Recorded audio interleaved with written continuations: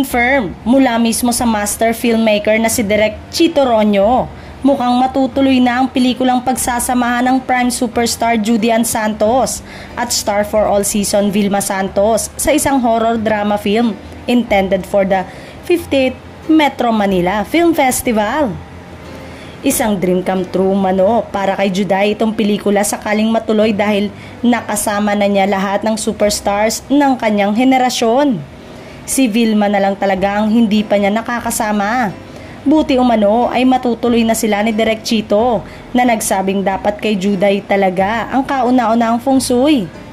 Kung matutuloy itong pelikulang ito, event film talaga itong pagsasamahan ng pinakamaningning na reyna ng kanilang henerasyon sa isang pelikula under Chito Ronyo.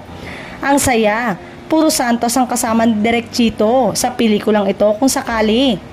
Kaabang-abang ang project na ito ng mga Santos at sana makapasok ito sa Metro Manila Film Festival.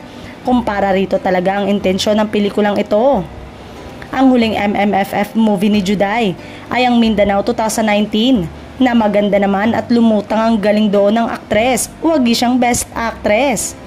Si Ate V naman, ang huling MMFF Best Actress ay para sa When I Met You in Tokyo 2023. Kaya challenging ito at mataas ang expectation sa kanila.